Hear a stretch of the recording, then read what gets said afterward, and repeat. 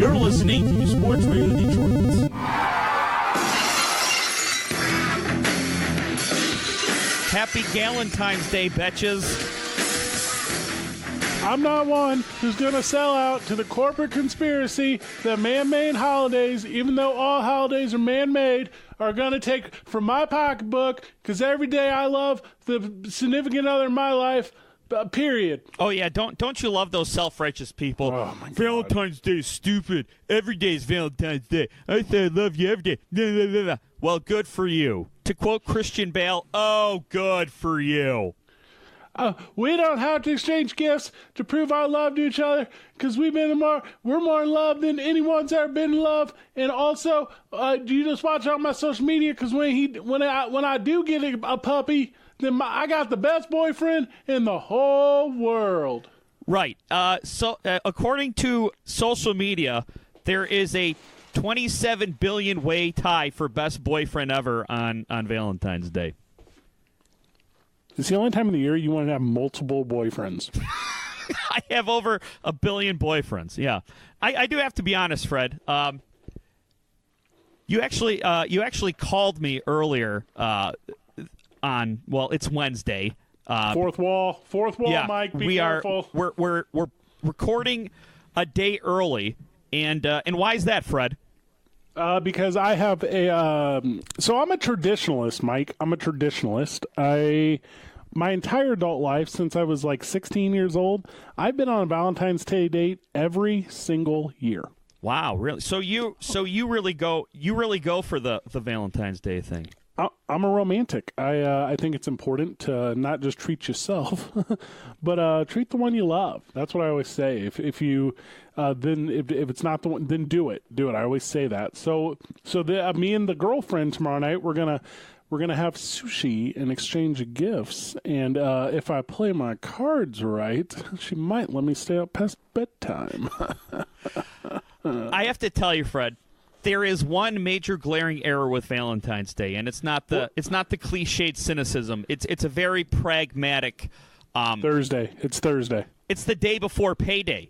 And people get paid on the 15th and the 30th. It's always the 14th. So unless your payday falls on a weekend, you're broke as hell by the time Valentine's Day comes around.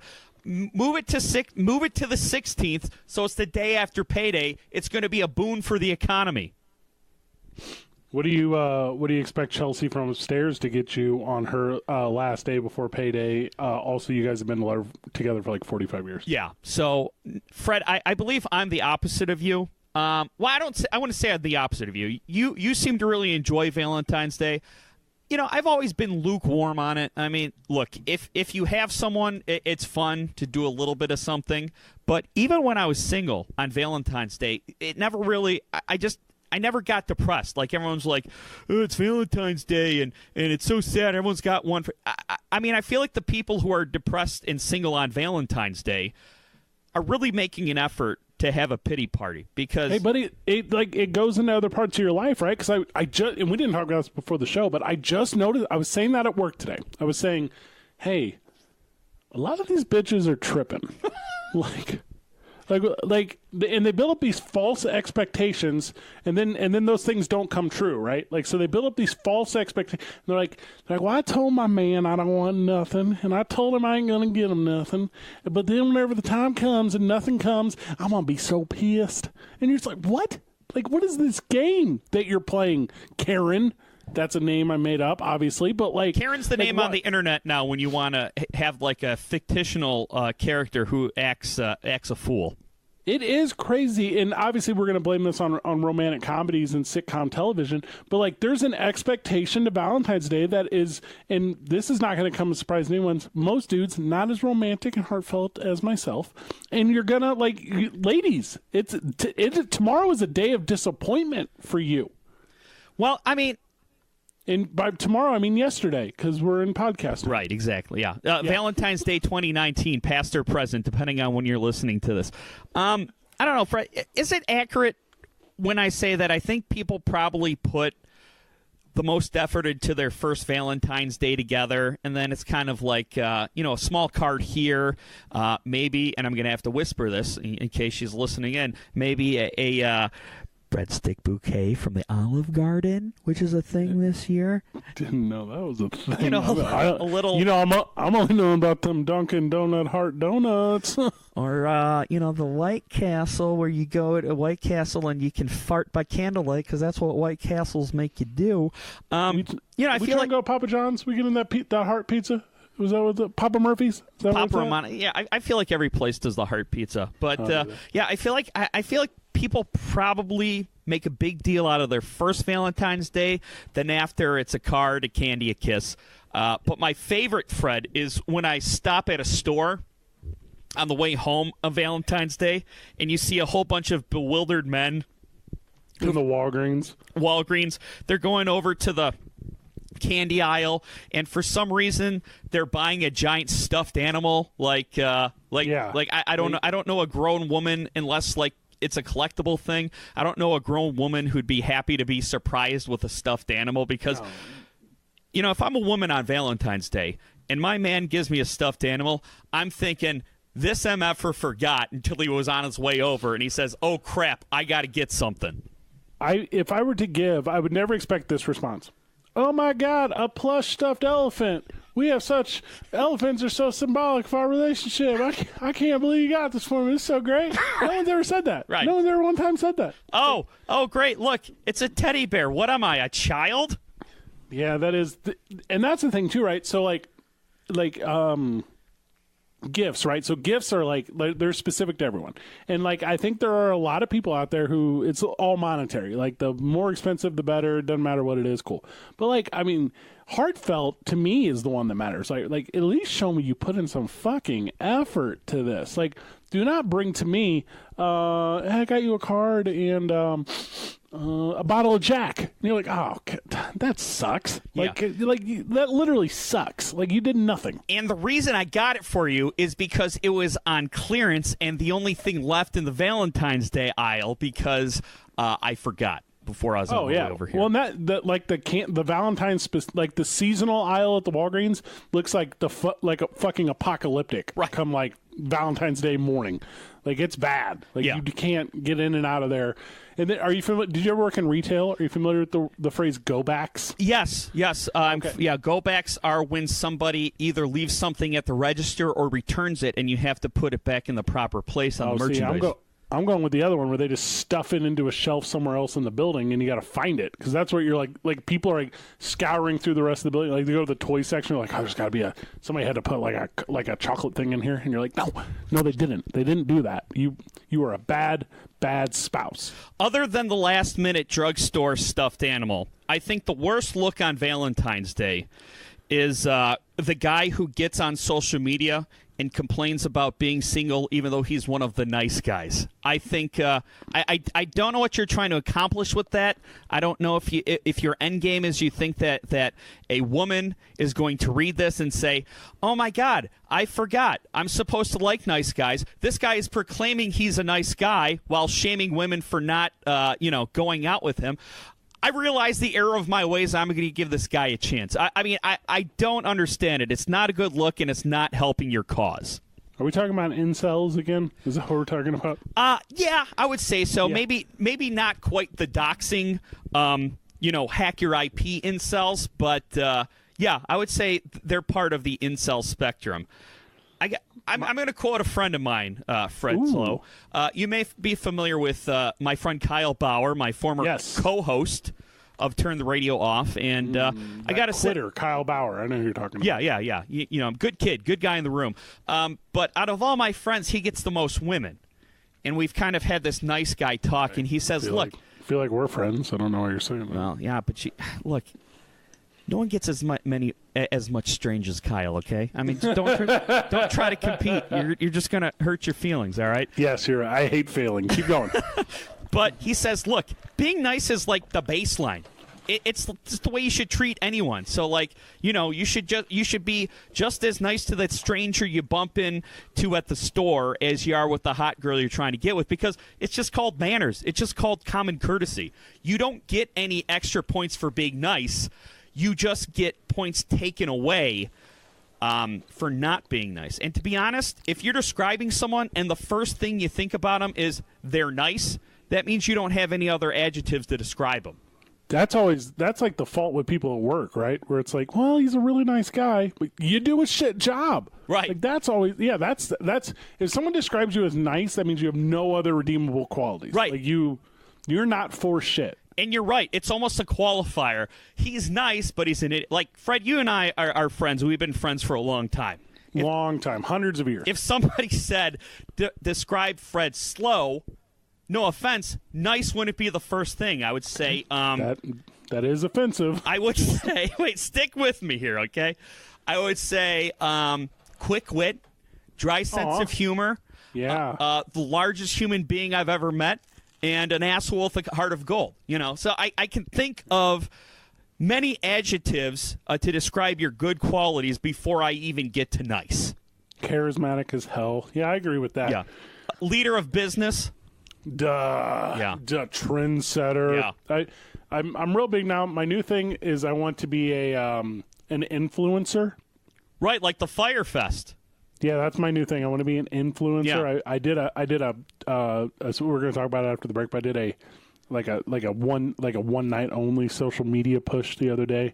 There was a lot of buzz behind it. But yeah, I'm identifying new things. I got one quick Valentine's Day question before I let you go. Sure.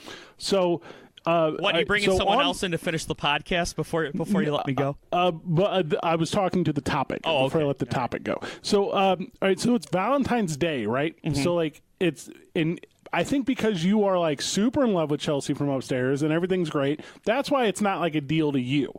But, like for those who have experienced heartbreak, right? Like, for those who know the loss of love, it's like a really unfucking necessary day, right? It's like look, I am surrounded by all these people and they're blossoming and whatever. Like, and then all you're doing is thinking about the one that got away, or maybe a misconnection, or a broken heart, or a failed whatever. And you're like, this sucks, Hallmark. Like fuck you. Okay, actually, Fred, and this doesn't normally happen, but you have said something that has convinced me to revise something I said earlier. Ooh. When I said earlier, even if you're single on Valentine's Day, it's not a big deal. Think of all the money you are saving. Yes. Yes, before I was happily married to Chelsea from upstairs, I had a relationship or two that didn't work out. And yes, you're right. That first Valentine's Day after a breakup is very sad. So I'll give people a pass if you're having a pity party, if this is your first Valentine's Day out of a relationship. But other than that, I stand firm on the get over it and enjoy the money you're spending. I know it's selfish, but the happiness of others saddens me. I feel like that's probably one of the most relatable things ever said in spoken media. And it's completely honest. I don't have a problem with my level of selfishness. I do have a problem with how happy everyone is when I'm not. Vice versa. And it's when I'm like, say I'm tilting, say I'm sad, say I'm pissed, say I'm whatever. I have a problem if everyone else is not sad or pissed. Like, that's a weird one, too. And I know it's the exact same emotion. Right. But that's a weird one, too. It's not that weird. Misery loves company. That's a cliche that's been around since the beginning of time. Yeah, just because somebody started and then somebody else loved it.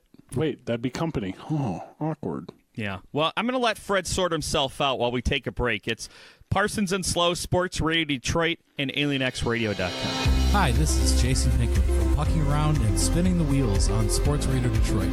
Check us out every Sunday over on the SRD Hockey feed on Spotify, TuneIn Radio, Podbean, iTunes, and Stitcher.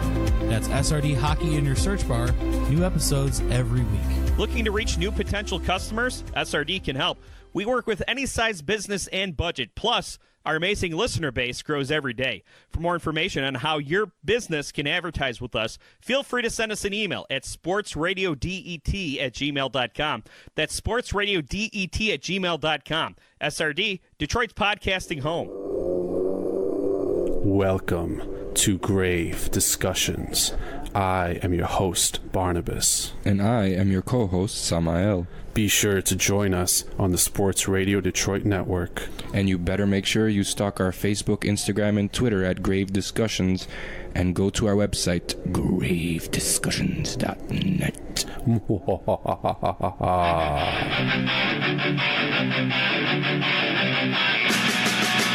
Fred, I was surprised to see you pop up again on Sunday on Facebook because you've been off Facebook for how long? 6 months. I've been on for 6 months, Mike. I'm 6 months sober from Facebook. But I did a pop-up, one night only, social media extravaganza this past Sunday night as the Grammys were on. Right. And I got to say, you came on a little hot. I feel like maybe you had a whole bunch of pent-up Facebook angst that you were you were shooting your wad all over, and it was a little much, but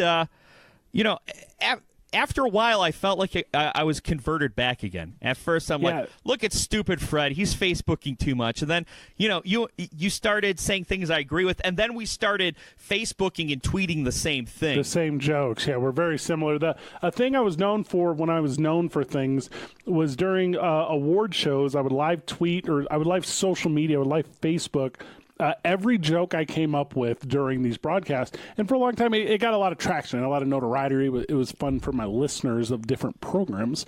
With that said, I haven't done it in like fucking years. I haven't done it in a while.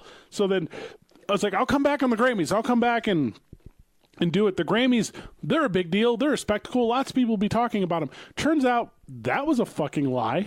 Yeah, I was going to say, those Grammys did absolutely nothing. I mean, there's no buzz around them. Nobody was talking about it. Nobody was responding to any social. No, barely anyone was tweeting about it. But the Grammys were exactly what everyone says they want, right? They just want a night that's about the music and the awards and no controversy, and that's what they got. And I haven't seen the ratings, but buzz-wise, honestly, Fred, the biggest buzz of the night was that everyone was pissed about the Aladdin trailer with Will Smith as Genie. He blew. I see what you did there.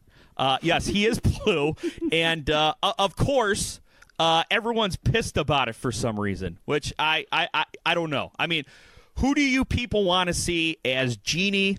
And you had the whole ruining my childhood crowd out there, and I'm just like, get a life, people. Get a life. All right, I got the ratings. Are you ready? Yeah. Dismal. Yeah, I would imagine so. It just kind of there was just no momentum, and there's not to quote Eminem, but I want to see Madonna kiss Britney Spears. Like, that's what I'm looking for when I watch this shit. I want the Red Hot Chili Peppers to climb up on something and do some crazy shit. Do you know what the Red Hot Chili Peppers did? Nothing. Right. Fucking they played nothing. A song nobody knew. So with a guy that I thought Post Malone was a rapper. Turns out he's a rock star. Turns out there are no fucking rock stars anymore. I didn't know that either. That's news to me. So everyone who's ever been in that genre or existed, they're dead. They're all gone. So cool. I guess they're all country singers now because I've been listening to a lot of country and it actually hits pretty good. So Fred, so you're back off Facebook.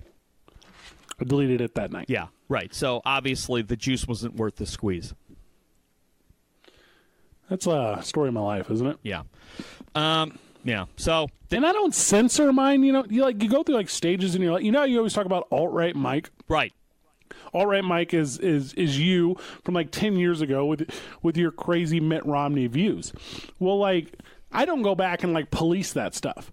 So it's like when mine's on, like my whole fucking existence is there. Like anyone can look at that. I'm not comfortable with that. Right. That's awkward. And they could read what you said back when you were an asshole.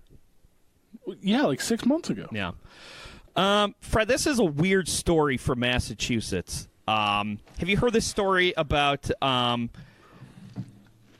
there's these two kids, they met on vacation, family vacation, and they hit it off, and they went back to their respective towns, and they developed a text relationship.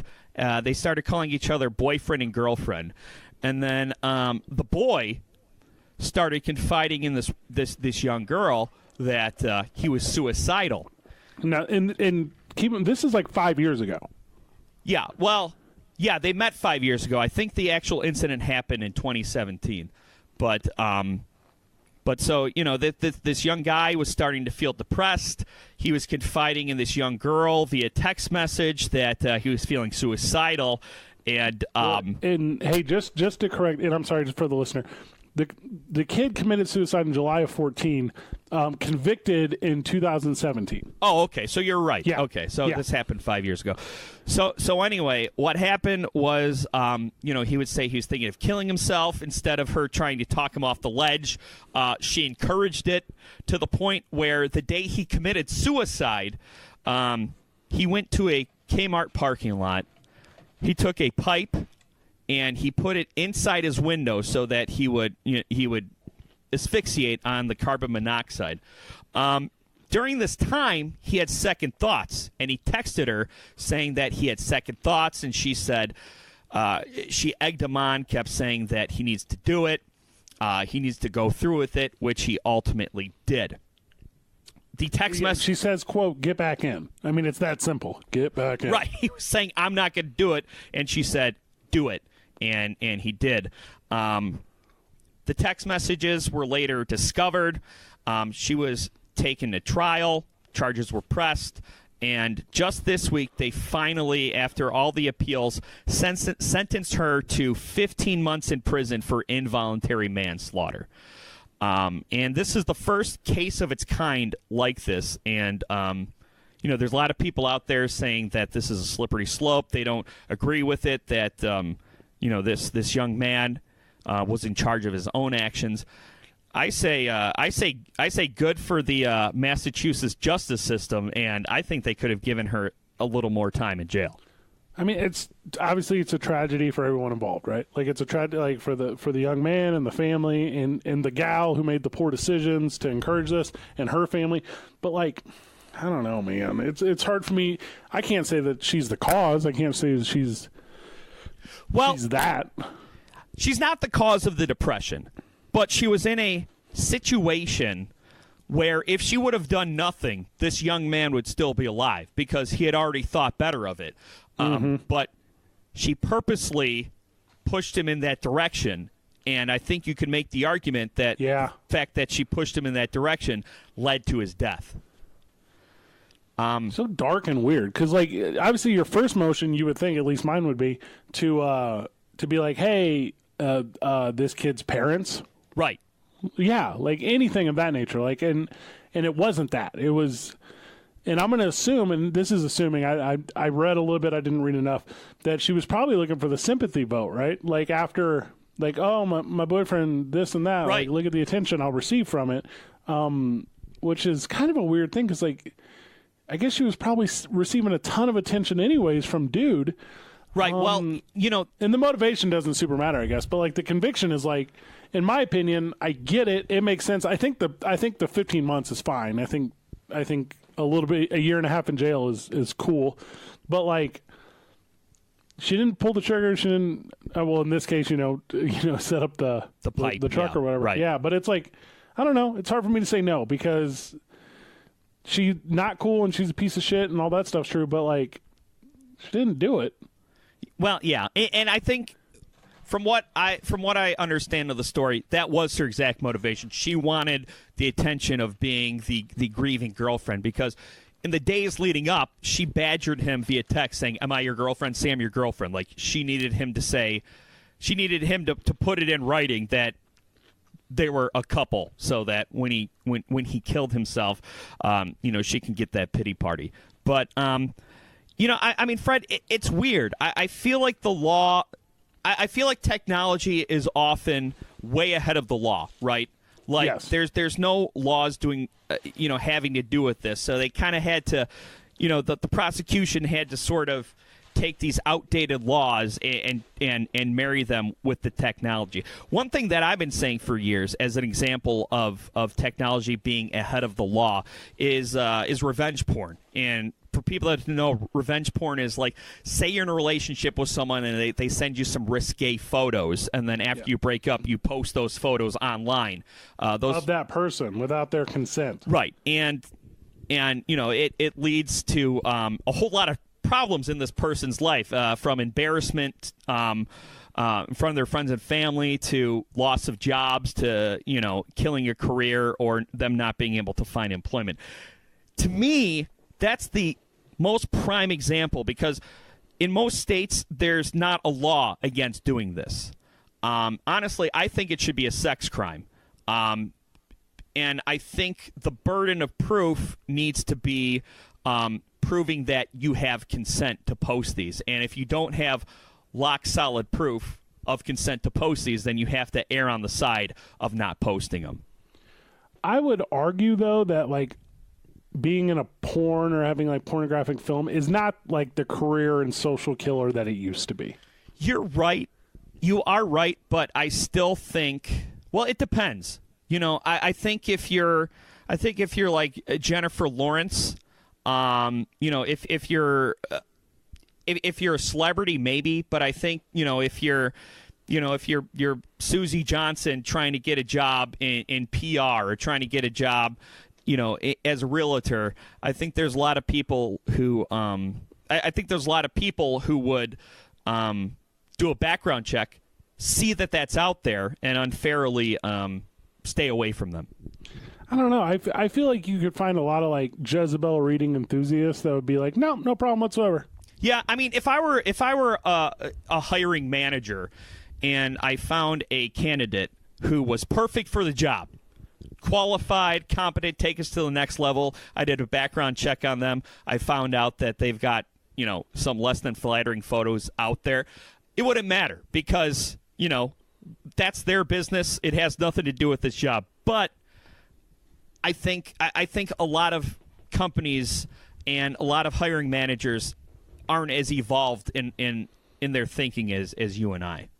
If any lady, a lady of any age, came into my office and was like, hey, I'm looking, for this job or whatever, it would be really difficult for me to punt, because I've seen I just wouldn't do it, Mike. There's just that's not in me. Right. Well, and here's the thing too. I mean, I think with the prevalence of cell phones, I think that you're going to be hard pressed to find anyone under the age of 35 who hasn't either taken pictures of themselves or sent them to someone, either in a relationship or someone that they're friends with benefits or anything. I don't think you are under the age of 35, Mike. Yes, I am.